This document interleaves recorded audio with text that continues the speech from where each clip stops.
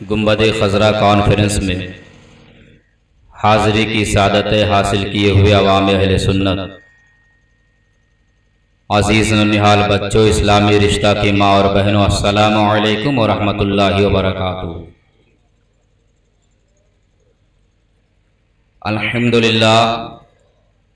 الحمدللہ رب العالمین، والصلاة والسلام علی سیدنا و سندنا طبیب قلوبنا و شفاء صدورنا حاکم اولادنا و مالک اموالنا عوننا و معیننا غوثنا و غیاثنا و مغیثنا ماوانا ملجانا محمد سید المرسلین وعلى آلہ الطیبین الطاہرین وابنہ الغوث العظم الجیلانی محی الدین، اما بعد فقد قال اللہ تبارک و تعالی فی القرآن المجید والفرقان الحمید، اعوذ باللہ من الشیطان الرجیم، بسم اللہ الرحمن الرحیم، وَلِلَّهِ عَلَى النَّاسِ حِجُّ الْبَيْتِ مَنِ اسْتَطَاعَ إِلَيْهِ سَبِيلًا، وقال اللہ تبارک و تعالی فی الآیۃ الأخرى وَأَتِمُّوا الْحَجَّ وَالْعُمْرَةَ لِلَّهِ، وقال النبی صلی اللہ تعالی علیہ وسلم الحجاج والعمار وفد اللہ، من دعوه اجابهم اللہ۔ صدق اللہ مولانا العظیم وصدق رسوله النبی الامین المکین المتین الشہید الرؤوف الرحیم الامین الکریم البشیر النذیر، ونحن علی ذلک لمن الشاہدین والشاکرین، والحمد للہ رب العالمین۔ ایکو بڑھائیے ہلکا سا۔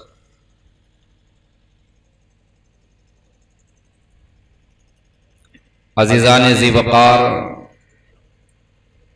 آج کا یہ عظیم الشان اجلاس بنام گنبد خضرا کانفرنس سجی ہوئی ہے، اور آج آپ اپنے ماتھے کی نگاہوں سے ملاحظہ فرما رہے ہیں کہ محب گرامی وقار سیٹھ عتیق احمد صاحب اور ان کے بھائیوں نے اپنی عقیدت و احترام کا حوالہ اور اپنے والد سے محبت کا ثبوت پیش کرتے ہوئے اپنے والد محترم عالی جناب حاجی شکیل صاحب کو ایک ایسے سفر پر بھیج رہے ہیں جو سفر دنیا کے ہر سفر سے مبارک اور معلا ہے۔ اللہ فضل فرمائے کہ موت آنے سے پہلے ہم بھی اور آپ بھی ایک سفر ایسا کریں کہ جو سفر سفر مکہ اور سفر مدینہ کہلاتا ہے۔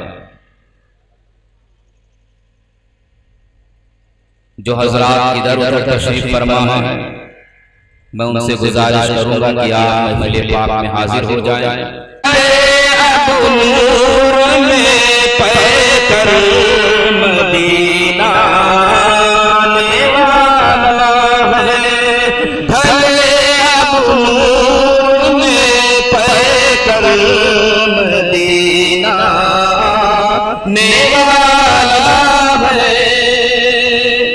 اور ایک عرض کرتے ہیں بارگاہ مصطفیٰ میں، بارگاہ خدا میں،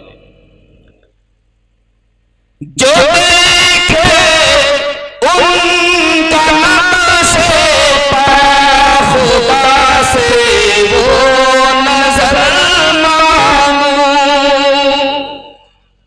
جو دیکھے ان کا نقش پا خدا سے وہ نظر مانگو۔ مطلب یہ ہے کہ رسول کائنات پیدائش سے لے کر ہجرت تک 53 سال مکہ المکرمہ میں رہے، پھر آپ نے ہجرت فرمائی، مدینہ تشریف لے گئے اور 10 سال تک رسول اللہ مدینہ طیبہ میں رہے۔ جب عمر شریف 63 برس کی ہو گئی تب دنیا سے تشریف لے گئے۔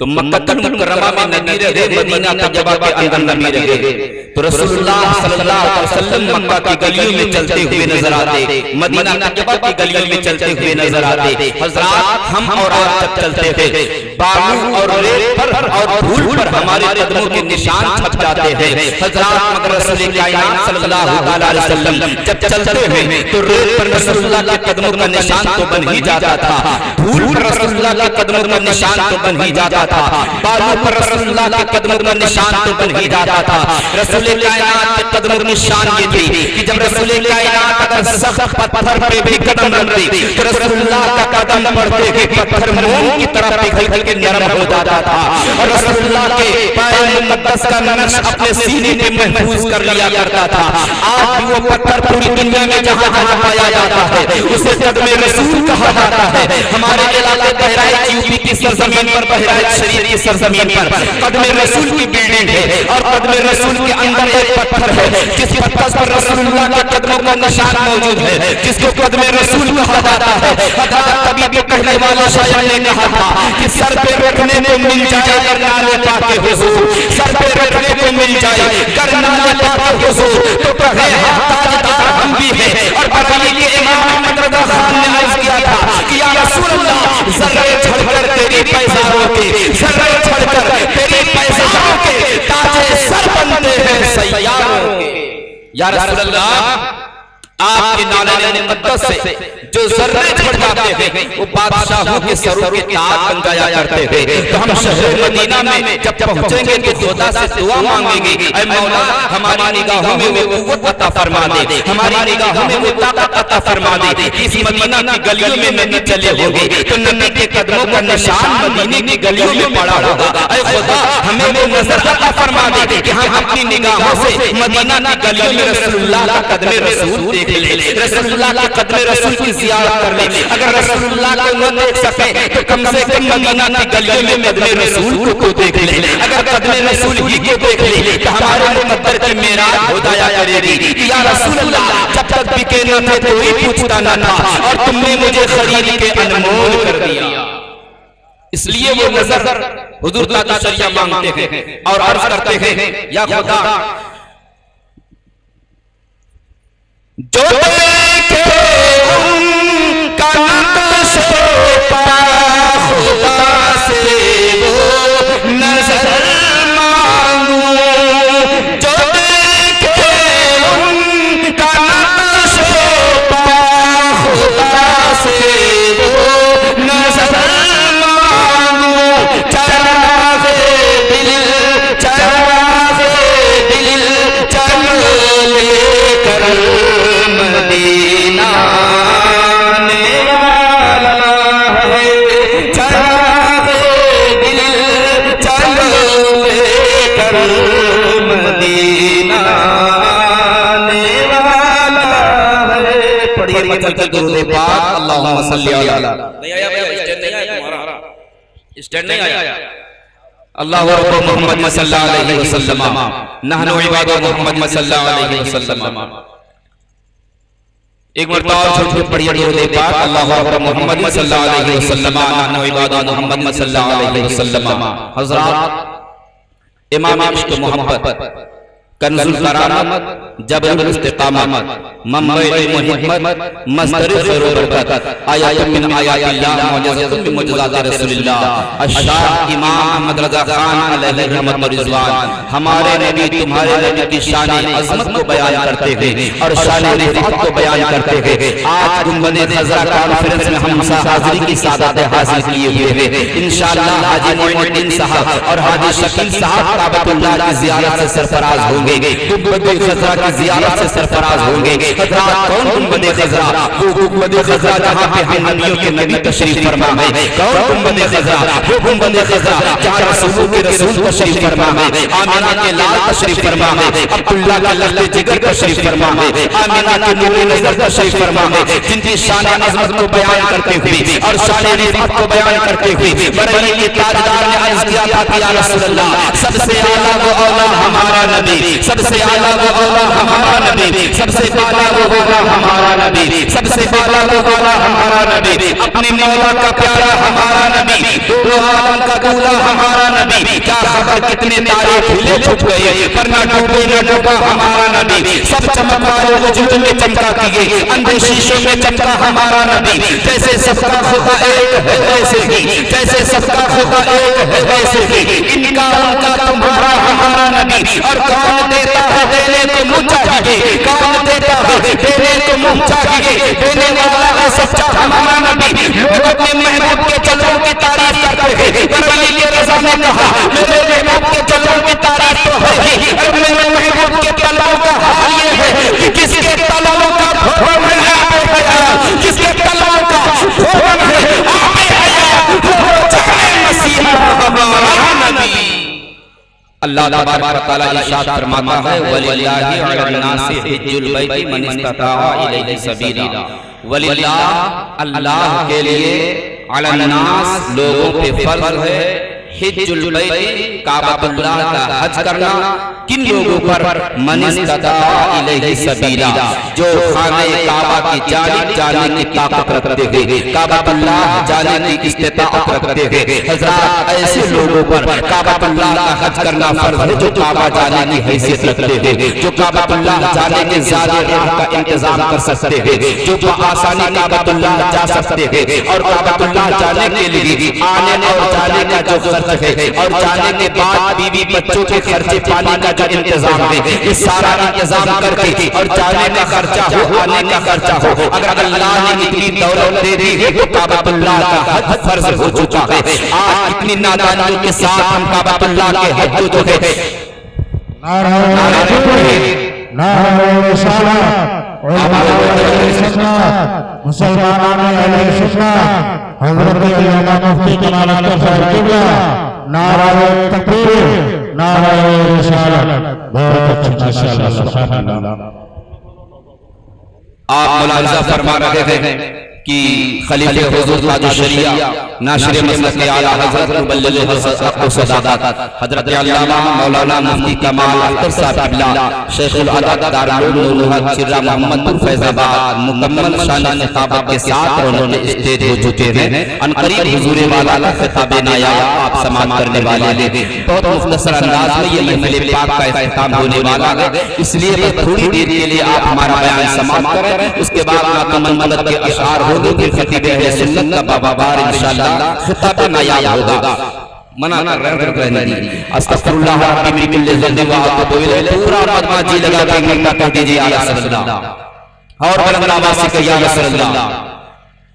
بڑا تفریح کا ماحول, جو ماحول ہونا چاہیے ماحول میں بنانے کی کوشش کر رہا ہوں, وہ نہیں پا رہا ہے. مجمع میں جتنے لوگ ہیں اس سے زیادہ لوگ ادھر ادھر تشریف فرما ہیں, آمد و رفت کا سلسلہ جاری ہے, مگر چلیے بارگاہ مصطفیٰ میں خراج عقیدت پیش کرنے کے لیے ہم اور آپ حاضر ہیں, تو جتنا ہو سکتا ہے اپنی حیثیت کے مطابق خراج عقیدت پیش کر رہے ہیں. حضرات قرآن مقدس کی آیت کریمہ کا ترجمہ اور تفسیر اور مفہوم میں بیان کر رہا تھا کہ وللہ اللہ کے لیے, لوگوں کو علی الناس لوگوں پہ فرض ہے اللہ کے لیے حج البیت کعبۃ اللہ کا حج کرنا, بیت اللہ شریف کا حج کرنا. من استطاع الیہ سبیلا, جو کعبۃ اللہ جانے کی طاقت رکھتا ہو, کعبۃ اللہ جانے کی استطاعت رکھتا ہو. اللہ تبارک و تعالی قرآن مجید کی دوسری آیت کریمہ میں ارشاد فرماتا ہے وَأَقِمُوا الْحَجَّ وَالْعُمْرَةَ لِلَّهِ, حج اور عمرہ یہ دونوں اللہ کے لیے پورا کرو, یعنی حج بھی اللہ کے لیے کیا جاتا ہے, عمرہ بھی اللہ کے لیے کیا جاتا ہے. حضرات اللہ کے نبی صلی اللہ علیہ وسلم ارشاد فرماتے تھے الحجاج والعمار وفد اللہ تعالی, کہ حج کرنے والا حاجی اور عمرہ کرنے والا معتمر یہ دونوں اللہ کے مہمان ہوتے ہیں. اور یہ دونوں جو اللہ سے دعا کرتے ہیں فاجابہم تو اللہ ان کی دعاؤں کو قبول فرما لیتا ہے. اللہ اکبر کبیرہ. حاجی اور عمرہ کرنے والے یہ دونوں اللہ کے مہمان ہوتے ہیں اور اللہ اپنے مہمانوں کا اللہ اپنے مہمانوں کی دعا کو نہیں فرماتا ہے. حضرات ہم بندے ہیں اللہ کے. ہمارا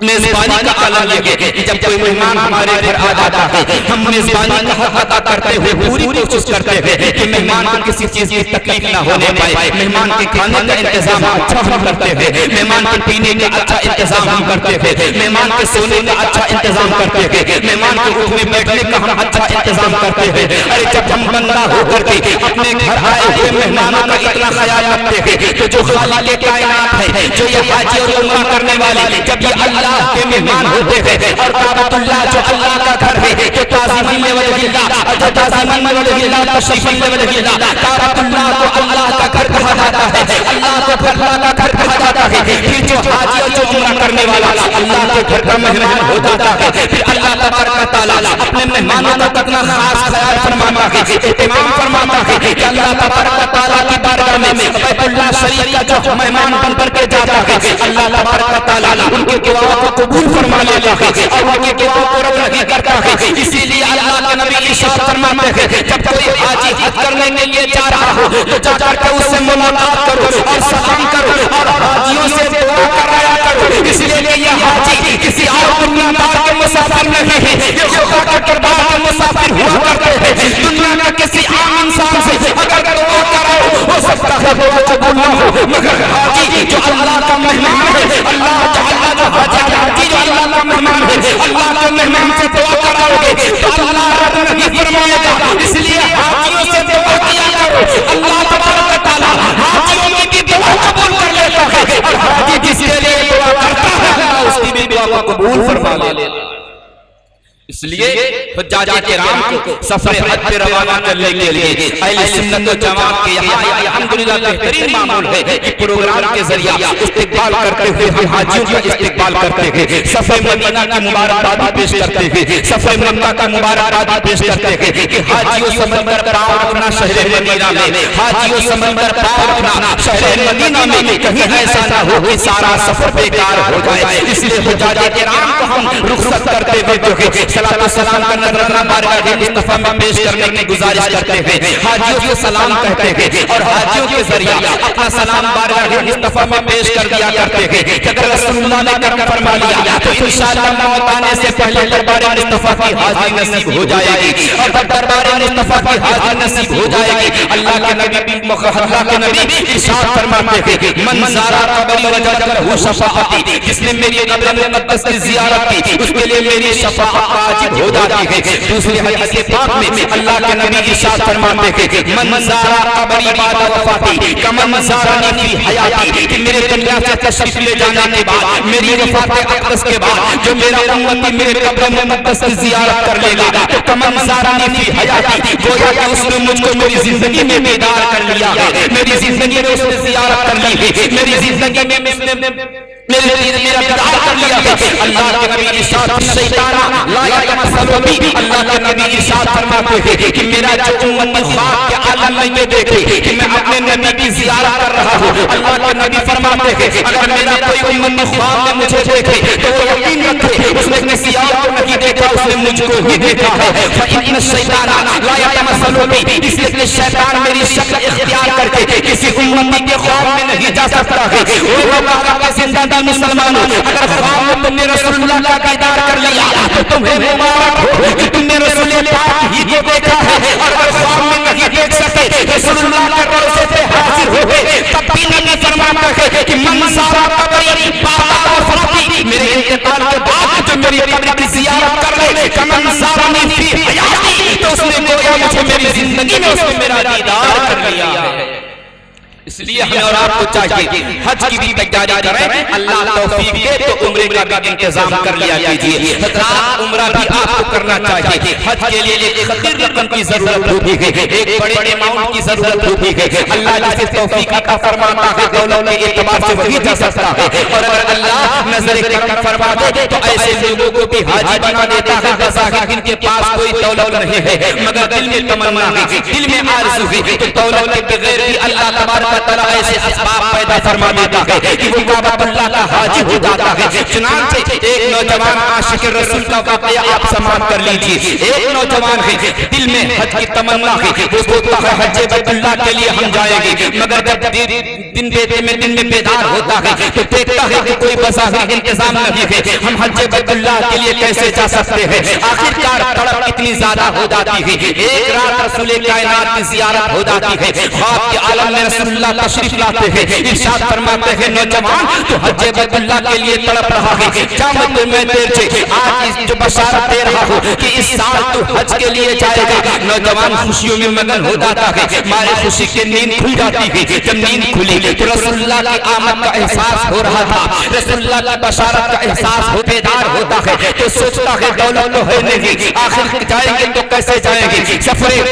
حج کا انتظام بظاہر نظر نہیں آتا ہے, کیسے جاؤں گا. آخرکار یہ سوچتے ہوئے پورا دن گزر گیا. دوسری رات آتی ہے, رسول اللہ کا دیدار ہوتا ہے, پھر رسول اللہ ارشاد فرماتے ہیں تجھے حج کے لیے جانا ہے. پھر تیسری رات آتی ہے, رسول اللہ فرماتے ہیں حج کے لیے جانا ہے. چوتھی رات آتی ہے, رسول اللہ فرماتے ہیں تجھے اسی سال حج بیت اللہ کے لیے جانا ہے. حضرات دامن مصطفیٰ کو حالت خواب میں پکڑ کر کے تڑپ جاتا ہے عاشق, کیا رسول اللہ 4 راتوں سے مسلسل آپ مجھے بشارت دے رہے ہیں کہ تجھے اس سال حج بیت اللہ کے لیے جانا ہے, مگر یا رسول اللہ دنیا کی دولت تو ہے نہیں, سفر حج کے اخراجات پورے ہو نہیں سکتے ہیں, میں اس سال کیسے جا سکتا ہوں. تو حالت خواب میں اللہ کے نبی نے ارشاد فرمایا او نوجوان اپنے مکان کے فلاں حصے میں چلا جا, وہاں پہ گڑھا کھود لے, گڈھا کھود لے, وہاں پر تیرے دادا کی زیرہ وہاں پر موجود ہے, اس کو کھود کر کے زیرہ پھینک دینا اور حج بیت اللہ کا انتظام کر لینا. نوجوان بیدار ہوتا ہے, عالم خواب میں رسول اللہ نے جو جگہ متعین فرمائی تھی وہ جگہ کھودی جاتی ہے, اس کے دادا کی زرہ نکل آتی ہے, زرہ کو مارکیٹ میں لے جاتا ہے. پرانی چیز ہونے کی وجہ سے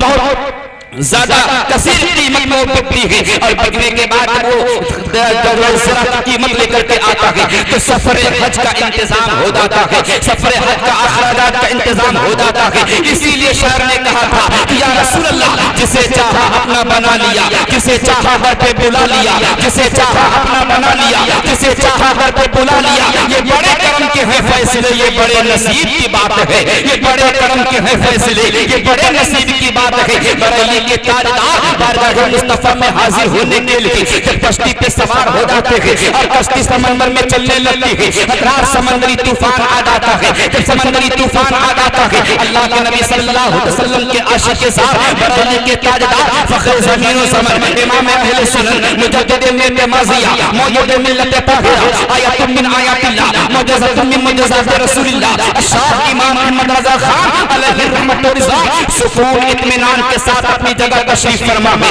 پوری جہاز پر جو ہے افراتفری کا ماحول ہے. جہاز کے کپتان نے اعلان کر دیا ہے کہ جہاز سمندری طوفان میں گھر چکا ہے, اب عنقریب جہاز ڈوبنے والا ہے. اعلیٰ حضرت کی والدہ بھی ساتھ میں ہے. بارگاہ اپنے بیٹے امام احمد رضا کے پاس آتی ہے, ارشاد فرماتی ہے بیٹا جہاز کے کپتان نے جہاز کے ڈوبنے کا اعلان کر دیا ہے. ماں کی ممتا کا تڑپ ایسی ہے کہ مجھے اپنے ڈوبنے کی فکر نہیں ہے, مگر بیٹا تیرے ڈوبنے کا غم کھائے جا رہا ہے, تو بھی دعا پڑھ لے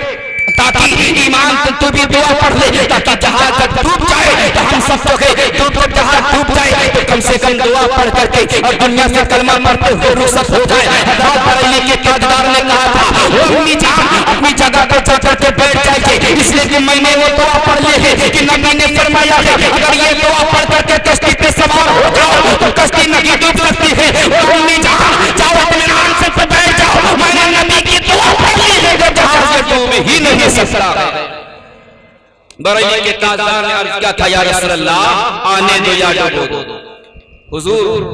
نعرہ تکبیر, نعرہ رسالت, حضور سید فیض احمد گنگوی صاحب قبلہ, حضور سید دانش گنگوی صاحب قبلہ, نعرہ تکبیر, نعرہ رسالت. سبحان اللہ ماشاءاللہ الحمدللہ. آپ سب بیٹھے میں اپنی گفتگو ختم کر رہا ہوں. آپ دیکھ رہے ہیں ملاحظہ فرما رہے اپنے ماتوں کی نگاہوں سے کہ منبر نور پر آل رسول چمنستان فاطمہ کے شگفتہ پھول, آل نبی اولاد علی خلیفہ حضور عرفان ملت شہزادگان حضور عرفان ملت حضور سید فیضان الدین صاحب قبلہ و حضور دانش بھیا دامت برکاتہ القدسیہ منبر نور پہ تشریف فرما ہو چکے ہیں مکمل شان سیادت کے ساتھ، مکمل شان قیادت کے ساتھ ان نفوس قدسیہ کے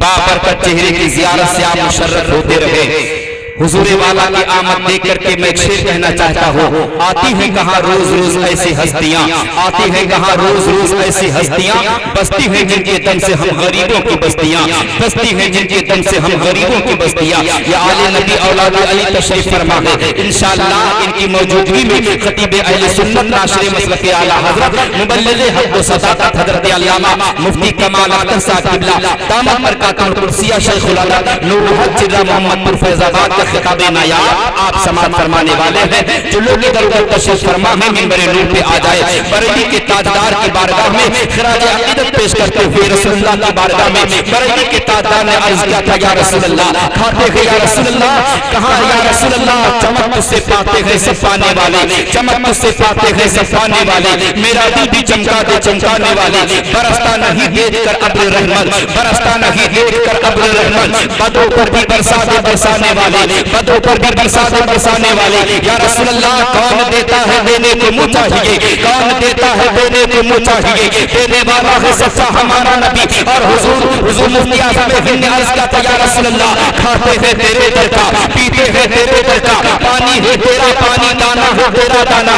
یا رسول اللہ تیرے در کے ہوتے کہاں جاؤ پارے، تیرے در کے ہوتے کہاں جاؤ پارے، کہاں اپنا دامن پسارا کروں میں، حبیب خدا کا نظارہ کروں میں، دل و جان ان پہ نثارہ کروں میں، میرا دین و ایمان فرشتے جو پوچھے، میرا دین و ایمان فرشتے جو پوچھے، تمہاری ہی جانب اشارہ کروں میں، تمہاری ہی جانب اشارہ کروں میں۔ آج جناب شکیل بھائی اور ان کے بیٹے ان کے صاحبزادگان بارگاہ مصطفیٰ میں یہی عرض کرتے ہوں گے کہ یا رسول اللہ جتنا دیا سرکار نے مجھ کو اتنی میری اوقات نہیں، جتنا دیا سرکار نے مجھ کو اتنی میری اوقات نہیں، یہ تو کرم ہے ان کا ورنہ مجھ میں تو ایسی بات نہیں۔ یا رسول اللہ جب تک بکے نہ تھے کوئی پوچھتا نہ تھا، تم نے مجھے خرید کے انمول کر دیا، ملت وقت کی زنجیر ہمارے پیروں میں ہے، وقت نے ساتھ دیا، آپ نے یاد کیا تو پھر انشاءاللہ زندگی کی کسی موڑ پہ ہماری اولاد کی ملاقات ہوگی، ایسے ہی رحمت و نور کی برسات ہوگی، رحمت و نور کی برسات میں ہماری اولاد کے ساتھ ہوگی،